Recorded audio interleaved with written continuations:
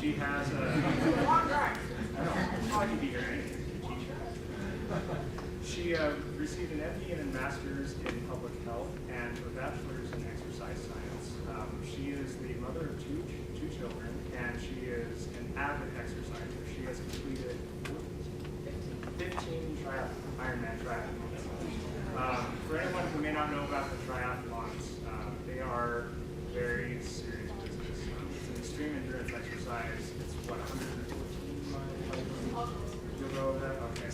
I'll like her structure stuff, so that's all. But we just are grateful to have you here today, and I will now turn the time over to you. Great, thank you.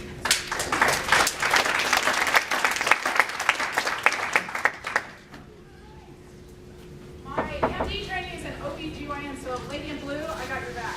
You going to labor?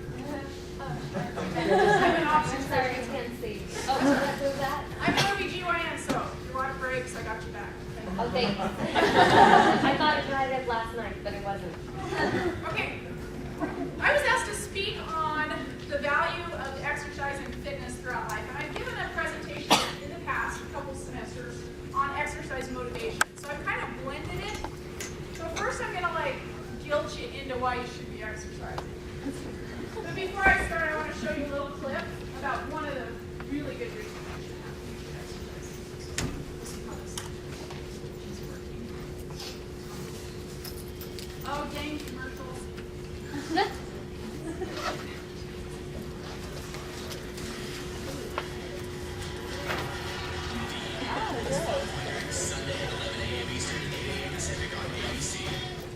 Okay, listen, guys, I'm going to show you why you should exercise.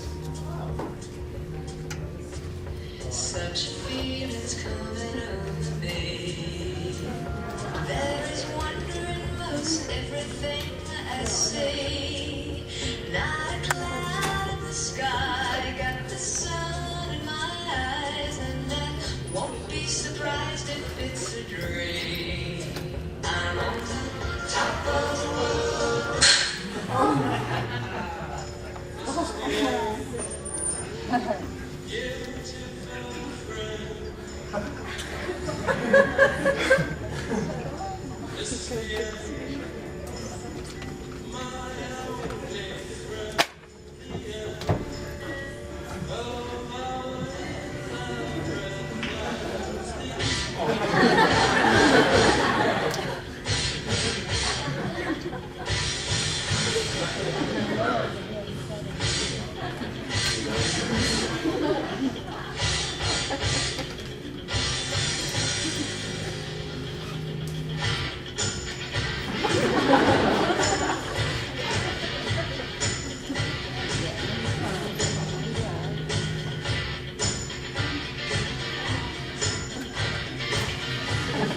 There you go. One reason to exercise, get yourself out of sticky situations. All right, so I've always kind of had the belief that there should be a question in the temple recommend interview about how well you're taking care of the temple. We have a word of wisdom question. I might be a little blasphemous here. We have a word of wisdom question, but what was our purpose in coming to Earth?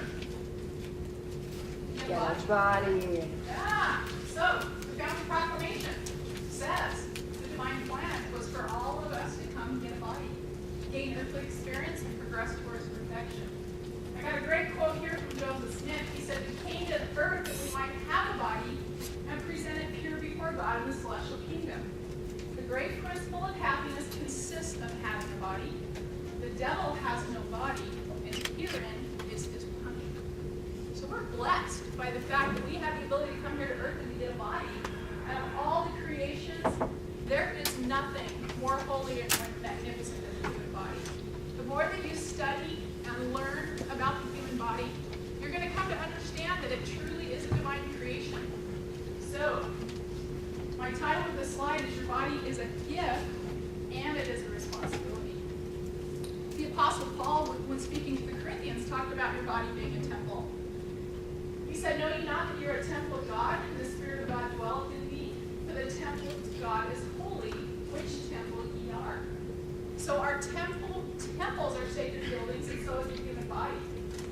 And not very many people give a very high priority to taking care of the temple.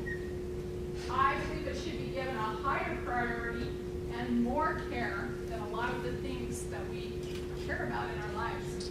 So it is not an unrighteous desire to have a fit body. A fit body is a righteous desire. So my question to you is, how well are you taking care to treat your body like a temple? It's not just exercise, it's all the things you put into it. So I'm going to go over a little bit of data about it. The Nurses' Health Study was a big study that tracked 84,000 women for about 14 years. Harvard researchers did this study.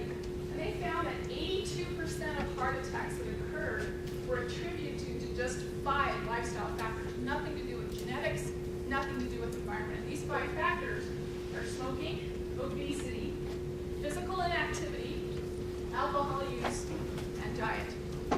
So we got the word of wisdom, so we're not drinkers, we're not smokers. The other 3 things on this list, obesity, physical inactivity, and diet, are responsible for a large percentage of heart attacks in this one big longitudinal study. I keep forgetting I have a button. What's part of the problem is the choices we make, the changes they have on your body are very, very gradual. You're not going to all of a sudden like wake up with atherosclerosis because you ate a Pop-Tart for breakfast. These changes are really super subtle. The changes that happen when you eat really are subtle, as well as the changes that happen when you start to train and become healthy. Everyone wants instant results. You don't want instant results for your poor choices. You're not going to get instant results for your good choices. So think about the things that you do day to day that are making these little small changes in your body that are going to have consequences on your life. It'll dictate the diseases you develop, how long you're going to live, and the quality of life you live. I'm going to keep this before I try to break it over. So one of the things that's really important to realize is it's not easy. It requires self-control when you make these kind of decisions. Should I eat a carrot or should I eat a carrot? Should I exercise or should I just veg out in front of the TV? Because it's been a really stressful day and I'm tired. Should I go to sleep or should I stay up late? I listened to a podcast from a brilliant obesity researcher, and he says that when he's treating obesity, before he focuses on diet, the first thing he says to all of his patients is, are you getting 7-8 hours of sleep a night? Because he finds it a difficult time to treat obesity without that key principle of sufficient sleep. So to develop a healthy lifestyle, you gotta have the right attitude, you gotta have hard work and self-discipline. The path to good health is not without challenges, but the rewards are available to everybody. The Lord wants us all to enjoy good health. But you all still have to remember that some diseases are not due to your choices. So we can't judge people for having diseases saying, oh my gosh, you must have lived a terrible life because you have X disease, like cancers in some situations. Death, premature death. I have a father, my father was killed in a car accident when he was 42 years old, and I was 17, leaving my mom a widow at the age of 38 with 6 kids. So my parents lived fairly healthy, but he had an early death because some things just happen. We live in a world where we are the response, it's the response of the actions of ourselves and the actions of other people. My father happened to be killed by a drunk driver, so somebody made a poor choice. I love this quote from Thomas Paine. He says, what we obtain too cheap, we esteem too lightly. And I'm not going to read the whole quote, but think about that first line. What we obtain too cheap, we esteem too lightly. If something comes completely easy for you, do you really appreciate it? I have a small coaching business, and I also pay a coach to coach me in my training, and I find that if I give away coaching for free, people are not motivated. They're not going to do the job.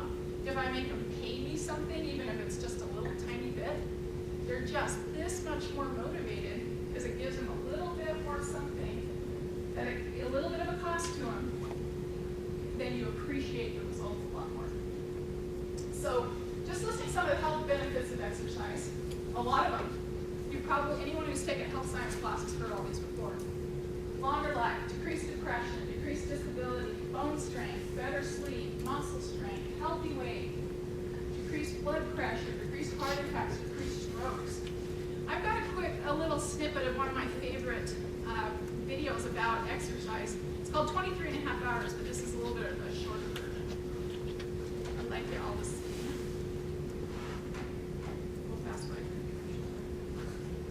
With people who have a passion for helping others achieve their individual fitness goals and promoting positive change in their lives. So I have a big interest in preventive medicine, which can mean a lot of things from, cancer screening to eating more fiber to having a good social network. And I mean that in the old sense of the word. Weighing less, drinking less, smoking less, controlling your blood pressure, cholesterol, and so on and so forth. So all these things are incredibly important, and I wouldn't want you to minimize your efforts in any one category, but I want to know what comes first. What has the biggest impact? What is the biggest return on investment? What makes the biggest difference to your health? So I did my research, and I found an answer, at least for me, and it's tricky because all these things are sort of overlapping. But I picked out this intervention, and because of its breadth, it worked for so many different health problems, and that's what I found so cool about it. So just to kind of walk you through a quick list. So this intervention in patients with knee arthritis who receive 1 hour of treatment 3 times a week reduced their rates of pain and disability by 47%. In older patients, it reduced progression to dementia and Alzheimer's by around 50%. For patients at high risk of diabetes and coupled with other lifestyle interventions, it reduced progression to frank diabetes by 58%. Following over 10,000 Harvard alumni for over 12 years, those that had the intervention had a 23% lower risk of death than those who didn't get the treatment.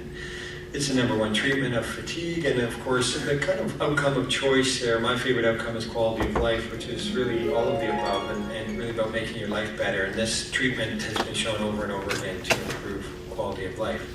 So the question is, what's the medicine, and what is 23 and a half hours? So the medicine was exercise, mostly walking, so not triathlons. And let me just put it a different way. I think what I'm asking you to do is, if you think about your typical day, so there's 24 hours, and so you might spend most of your day, this varies obviously, but couch surfing, sitting at work, obviously sleeping. And what the evidence that I'm going to show you kind of tells me is the best thing you can do for your health is to spend half an hour being active, maybe an hour, and that if you can do that, you can realize all the benefits I described in the previous slides. So if exercise is a medicine, what's the dose? So when I think of dose, I think of how long, how often, and how intense. I'm going to give you a slightly mixed message, but essentially more activity is better. But I must say the rate of return seems to decline after 20 or 30 minutes a day. So if you're being active less than 150 minutes a week, or more if you're a kid, an hour a day if you're a kid, my flag goes up in the clinic. So my personal take on this is that the literature draws a very broad brush, and so we see big differences when somebody goes from not doing anything to doing something, and after that the return is more granular. So if we took the Nurses' Health Study, women who went from 0 activity to just 1 hour a week reduced their heart disease rates by almost half. So you can break it down, so it can be 10 minutes, 10 minutes, 10 minutes if you want to do 30 minutes of exercise, so it can be broken into 3. If you're only going to do it if it's pre-booked with friends, I have couples that take a half-hour walk every morning or evening to organize their life. A dog is a great walking coach. The data is showing 67% of dog walkers achieve 150 minutes a week just with the dog walking.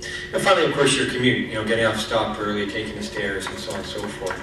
The next way to think about it is the reverse. So what I call sitting disease. We know that being sedentary is bad for your health, but a researcher named Leonard Veerman wanted to quantify this, and he did so down in Australia in a big study they did there. They found, compared with persons who watch no TV, those that spend a lifetime average of 6 hours a day watching TV can expect to live about 5 years left. I mean, that's incredible. But then I think, who watches 6 hours a day of TV? And it turns out the average adult in the USA spends about 5 hours a day watching TV or screens. So I find this fascinating that we never think of the TV as something that's bad for our health, but clearly it's as powerful as many other risk factors for chronic disease. So I'm going to finish by asking you a question, and this may have some personal challenges for you. So, you might be very busy with work or kids or both, and you may be in pain or have other priorities, but my question to you is, can you limit your sitting and sleeping to just 23.5 hours a day? So whether it's hitting the gym and attaining fitness goals, or walking the dog, or taking the stairs, get out there and be active. Thanks again to 24 Hour Fitness for bringing. So that 6-hour TV quote a day, notice he slipped in there, that includes screen time. So sitting on your tail doing homework in front of a computer screen. So what do?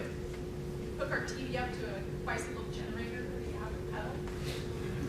A lot of places are working on standing workstations, because if you stand while you're working, it decreases some of these effects that can cause problems with the quote-unquote sitting disease. So think about how you can modify your life to be more active. All right, so aging is another issue. Whole big list of what happens when you get old. Just going to depress you all here. Getting old is not fun. So your heart rate, resting heart rate goes up, your maximum heart rate goes down, your heart doesn't pump as good, your blood vessels get stiff, so your blood pressure goes up, your lipids get worse, bad cholesterol gets higher, good cholesterol gets lower, oxygen uptake decreases, muscle mass goes down, bone mass goes down, metabolic rate goes down, blood sugar goes up, decreased sleep. Every single one of these effects can be reversed or slowed down by exercise. You can take a sedentary elderly person and get really good fitness gains within proper guidelines. So it may be one of the anti-aging cures is to continue exercising. So along with the recommendation of exercise, these are just a list of other things that can help with anti-aging. No tobacco, no drinking. Keep your mind active and stimulated. So luminosity or Sudoku or something like that. Keep your mind active. You guys are doing it in school. Eat properly, build strong social networks, and getting good medical care. Those are all some good things you can do to help you just to slow the aging process. So I went over all of the things I need to talk to you about and preach to you about, but I'm not going to tell you my story. So my parents were not particularly active at all. They were kind of sedentary, so we did not participate in sports. I was a piano player. I was a music major when I first started here at Rick's College. Music degree is super hard, so I switched to pre-med because that was like way easier. And I'm totally 100% serious when I say that. A music degree is hard. Kudos to anybody majoring in music. So I went through college, got my degree in exercise science, but for me it was kind of an easy way to get all the prerequisites for medical school without having to do like a chemistry or a biology degree. Plus I changed my major kind of late. My husband did a physical therapy degree, so we were kind of in the same major. Medical school and residency, I had a bunch of active people around me, and they would just annoy me. I would be at 4 a.m. doing rounds at the hospital, and my colleagues would come and go, "Oh, I just had the best run," and I'm like, "It was annoying." So after I got out of residency, after several years of infertility, my husband and I had in vitro fertilization. I became pregnant with twins. And I had twins, like 2 weeks after my 17th wedding anniversary. So we were married a long time before we were able to have our children. But I got the levels of carbohydrates they were able to give me to keep my blood sugars low was pretty much starving me. So I had to start on insulin. So in my pregnancy, between the hormones from the in vitro fertilization and the gestational diabetes, I gained 90 pounds. So here's proof of it. This was like 6 weeks before I delivered. So I got even bigger than that. It was awful. And I was working up until I was on bed rest for like the last month, but I was delivering babies on women that were littler than me. It was annoying. Like, get these babies out of here. So I had healthy girls, and they were born about 3 weeks early, but I was a mess because I gained 90 pounds. I had a C-section because one of my girls was doing her own, coming out her own way. So C-section, 90 the good thing about gestational diabetes is it goes away immediately after you deliver the placenta. However, oh, here's my girls. Very cute. Very worth it. They were worth it. Where to start? So, but here's the problem. I had a 90-pound weight gain. I have a strong family history of diabetes. And people who get gestational diabetes have about a 1 in 3 chance of developing adult onset diabetes. So, with my strong family history and that previous gestational diabetes, I made the decision I don't ever want to be a diabetic again. And I have a genetics saying that I tell all my classes. I say genetics loads the pistol, but lifestyle fires the gun. So just because I have this genetics doesn't mean I have to become a diabetic. I'm just trying not to fire the gun. So I made a decision that I wasn't going to be one of those 30% become a diabetic. So I started to walk and walk and walk, and then I became one of those annoying runners. So my sister and I decided we were going to run a marathon. And it was crazy because we're like, do you know how long a marathon is? 26.2 miles. At that point, we were barely running like a 5K race. So we just made a decision we're going to do it. So we made this plan. We picked the most awesome race we could think of, the Honolulu Marathon in December. And the best thing about this marathon was there was no cutoff time. So as slow as you can be, you'll still finish, sorry. So literally there were 300-pound people in the Honolulu Marathon that stopped at Denny's for 3 meals. And of course the marathon finished in 11 hours. My sub 5 hours didn't look that bad. So we went to Hawaii in early December and we ran our first marathon. But I did a bunch of little races in the meantime. Not very fast at all, coming here last. So I love this quote right here. No matter how slow you go, you're still laughing at everybody that's sitting on the couch. I did an Ironman race recently and these people were yelling at me, why are you running? Because sometimes you walk, and I'll walk through 8 stations and I'm like, why are you running? And I'm like, I'm going a lot faster than you are. So then they would shut up. So I continued to run and I did some awesome marathons. I did Chicago, New York City, Walt Disney World, the Marine Corps Marathon. But the older you get, the more a single sport starts to hurt. My knees would hurt, my legs would hurt. So I found triathlon. And what's really cool about triathlon is the combination of swim, biking, and running gives you really excellent cross training without really hurting yourself. I have not been injured since I switched to triathlon. But when I made this decision, I'm going to become a triathlete, I couldn't swim. So I took some swimming lessons, really, really basic, but there's still this element of panic when you get into the water. So my very first triathlon, I did it in Sun Valley. Don't ever do a race in Sun Valley because all the people that race in the Olympics retire and move there. Do these little local races. So I did most of my swim backstroking because I had a panic attack in the water. I came in second to last. It was really exciting because I'm running for the finish line and everybody's cheering. The problem was the last place person was behind me, almost catching me, and he was 12. So they were not cheering for me, but I still felt like a rock star. So then I switched to these dancing and women's triathlons. And they used to be a series of triathlons that were women's only. So you lose the little bit of the intimidation factor. And there was a pro triathlete who raced every single one of them and walked with the last place person and let her go first. So nobody ever came in last place at a dancing women's triathlon. So then on a dare, somebody said, why don't you do an Ironman? At the time, I was a full-time OBGYN on call every third night, delivering 300 babies a year. My twins were like 6. And she's like, you can do an Ironman. And I'm like, are you nuts? 2.4 mile swim, 112-mile bike ride, and a 26.2-mile run. I was like, okay, I think so. So I think when you're busy, you just have to be super organized. So what I did is I took a lot of my vacation time on the days I needed to do long training days. I was in a 3-person group, so when we weren't on call, we had a 3-day weekend. So 2 out of 3 weekends, I could do really long training. So trained for and raced in my first Ironman, and I think it was 2008. This was the first race ever that I didn't have a panic attack in the water, and I swam with my face down the whole way. So that's why I'm smiling right here, because because I knew if I survived the swim, dang it, I'm going to be an Ironman today. I was happy. Woo. The sad thing about this race is that the race morning, it's Coeur d'Alene Lake.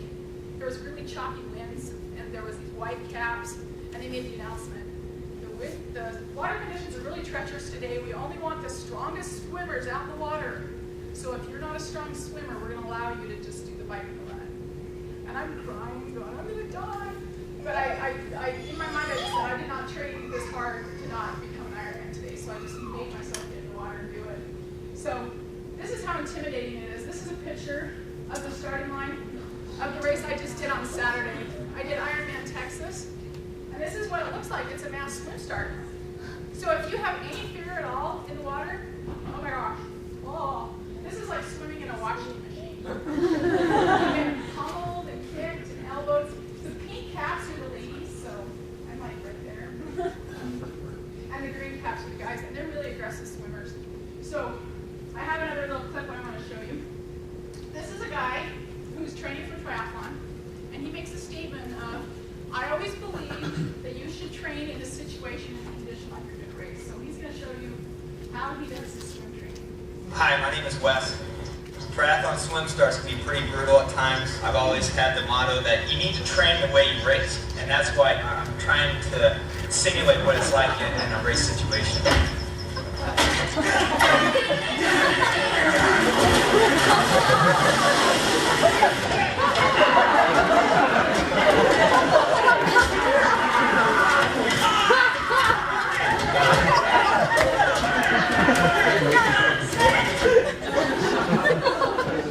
It's not that. And if you're scared, you just wait 5 minutes and wait for all the crazy people to go in, and then you go in behind them, or you go off to the side, and you can totally avoid it. But one thing that's good about swimming in a pack like this, you can drag. You can actually like get on, you just get sucked in the middle of that and drag along with them. So first couple races, I stood back. Now I'm just right in the middle of that. If anybody elbows me, they're getting right back. I saw a pro get out of the water once with her like nose broken. She got kicked in the face. So this is my sister and I on our race on Saturday. This is the bike. You use a aerodynamic triathlon bike. It's called a time trial bike. And then run was along the waterways and the woodlands of Texas. It was really hot. It was like 88 with the humidity in Texas. So is it all in one day? Yeah. Wow. Back to back, baby. It's epic. So, my message to you is ordinary people can achieve epic things. But keep in mind there's a time and season for everything. Triathlon's an expensive sport. I wouldn't have been able to do it if I didn't have the resources that I have. You have to buy a bike, you have to buy a wetsuit, you have to travel to races. The race entry fee for an Ironman is $650. That's just the race entry. So coaching, wetsuits, nutrition. But you guys have resources here that you can do things. You can get fitness evaluation for free at the Wellness Center. You can get personal trainers for free at the fitness center. So I'd encourage you to start with the resources that you have and build from there. I took a group of friends that are BYU-I students. It was an unofficial, but we went and did the Bengal triathlon at ISU. And my scrappy little group of triathletes came home with the collegiate Idaho State trophy. So there's people around that can advise you and help you. Yes, ma'am? Sorry, there are also free fitness classes. Oh, absolutely. So So I'm going to show you the video of Arthur's story. Many of you may have seen Arthur's story before, but I just want you to know, even ordinary people can do epic things, and Arthur's the best example of that. So listen to Arthur here.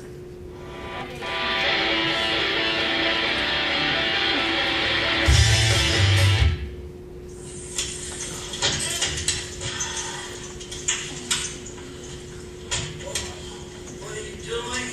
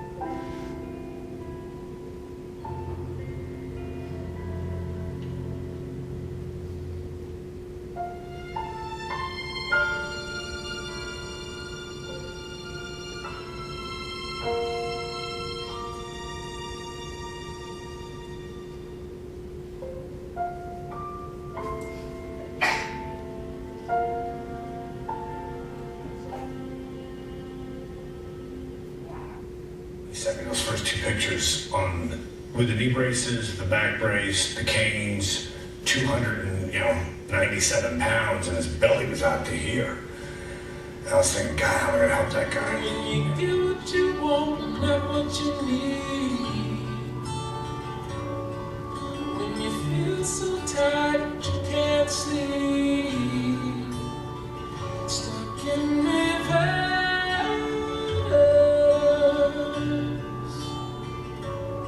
And tears come streaming down your face. When you lose something you can't replace. When you love someone but it goes to waste. Could it be worse?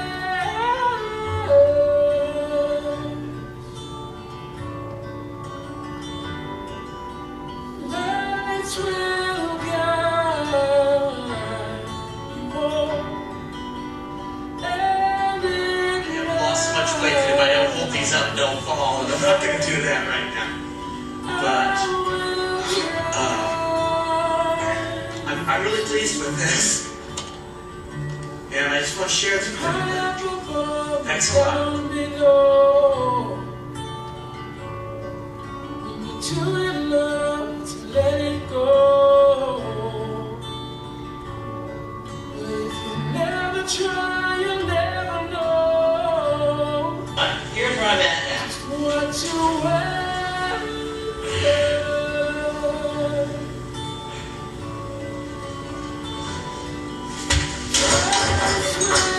Just because I can't do it today doesn't mean I'm not going to be able to do it someday.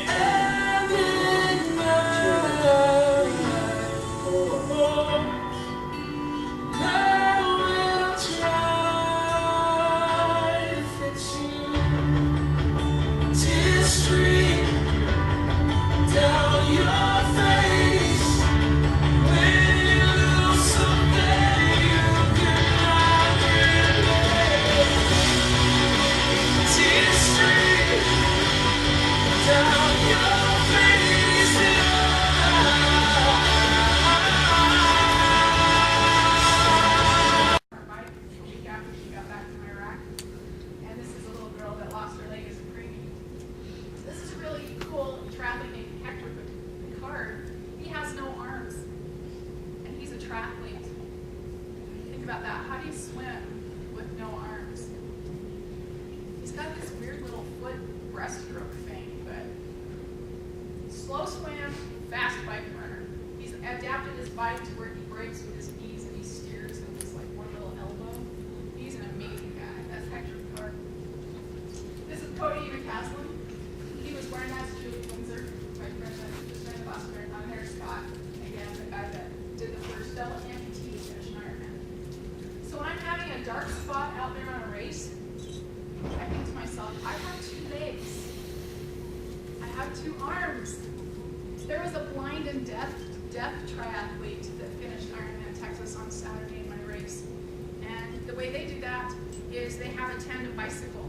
He's on the back of a tandem bicycle.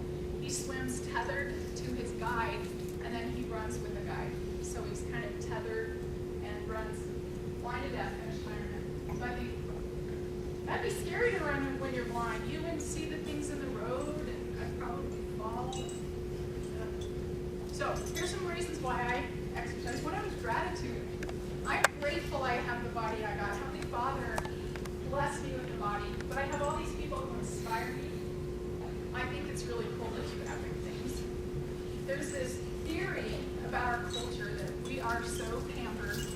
We go from our air-conditioned cars to our air-conditioned buildings, and we don't have to hunt down our food. We go to the grocery store and we buy it in wrapped packages. So there's this innate burning in some people to do epic things. That's why those Spartan races and all those adventure races are becoming so popular, because it gives you this a sense of achievement that's kind of missing from our little day-to-day perfect lives. Now, there's also the theory about the pain community. There's some psychologists who've studied the fact that suffering makes people stronger. You know, growing up in the church, we're always made to do hard hard things, like girls camp, that level 3 hike that everyone whines about, scouting, you do high adventures. Because what is there to gain in doing something hard? You learn like a self-assurance, and you learn, I can do this. I mean, me, the ultimate couch potatoes, I've done 15 Ironmans. So I'm going to believe you have to want to. One of the other things that's really cool is to be out there in nature. I've raced in some of the most beautiful places in the world. And there's a scripture in GNC about how all things were given us to please the eye and gladden the heart. Heavenly Father built this world to please us and make us happy. So sometimes I'll be out there riding and you get a song stuck in your head because you can't wear earphones at Ironman. It's usually that my Heavenly Father loves me.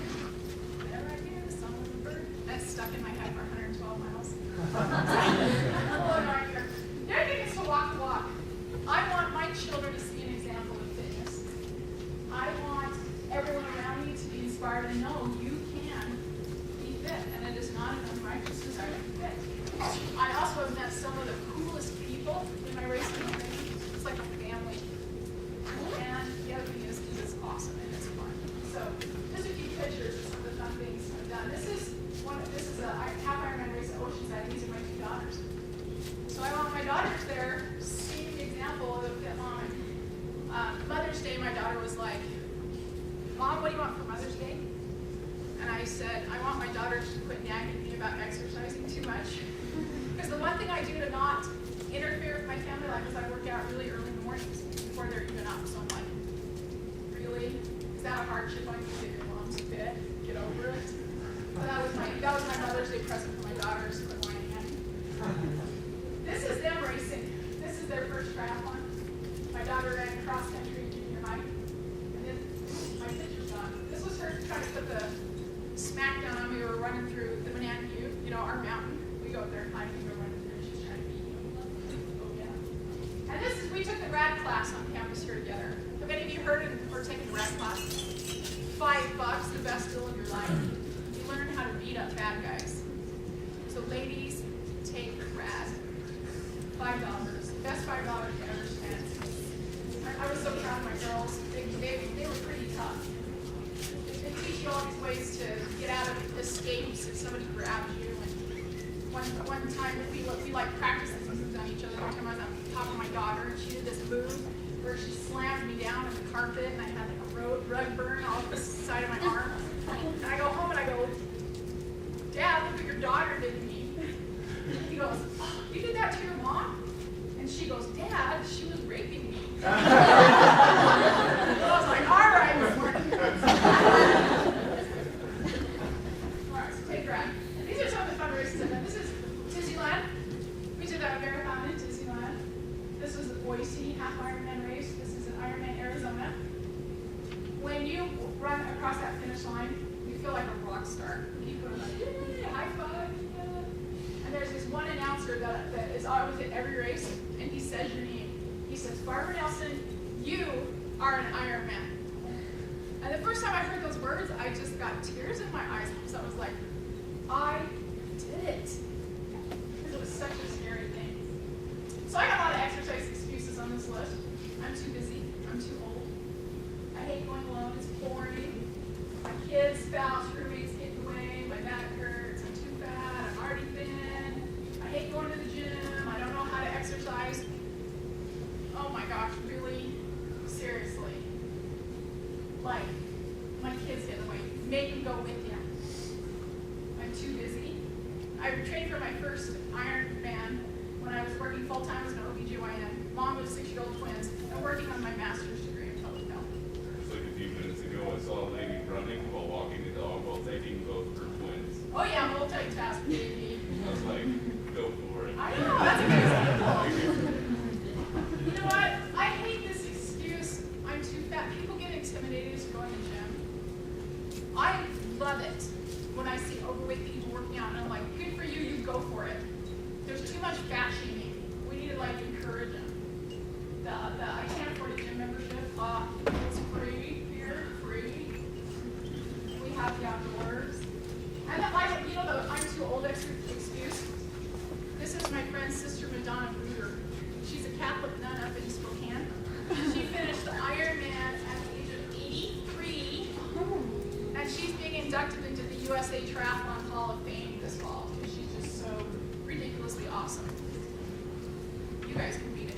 I have a suggestion to those who feel that, like, you know, I can't afford gym and like it's too cold outside to work out. No, there are lots of great exercise videos, even 20-minute exercise videos. If you don't have an hour throughout the day, just do like 20 minutes. Even 20 minutes is much better than that. Yeah, our guy said 10 minutes, 10 minutes, 10 Yeah, minutes. go to YouTube. YouTube has a lot of great exercise videos, and I've got like YouTube to get my exercise in because like I'm not as motivated. I'm not nearly as motivated to exercise like do weights or like other than running to exercise on my own, like without like something to motivate me. You know, my motivation is I paid $600 to enter a race. Right now, I'm not going to get up and work out. If I were just to, I want to go out and go, ooh, it's time to work out, I just snooze it and go right back to bed. So find your motivation, okay? Tips, set realistic goals, keep track of your progress, don't expect perfection, you're going to have failures, you're going to come in last place, you're going to get beat by the 83-year-old lady who smacks steroids. It's always embarrassing when like they write your age number on your cap, and when some guy runs by you and it's like 75, right? It's like, gosh, I just got beat by a 75-year-old man. Get support. I like fitness gadgets. I have a thing on my wrist called a Fitbit, and it's a pedometer, and it keeps track of my steps. And you can friend other people and have competitions to see how many steps you can get in. Find the fun in it, make it convenient, reward yourself. So I'm of the mentality of sign up for a 5K race, find a couch to 5K training plan, go for it, and have a reward. You know, that goal setting paradigm we're all taught. Break it down into little steps and reward yourself. But pretty soon, the exercise itself becomes the reward. My coach put in my training schedule this week, no trading. And I'm like, I'm going to go mental. I'm going to really go mental. I'm going to be an angry, nasty person because you're not letting me exercise. It's because it's like my stress relief. It's like my Prozac. I'm actually doing okay so far. 2 more days. All right. There's my little Fitbit, one of the So I love Yoda. He's the philosophizer. He says do or do not. There is no try. Right?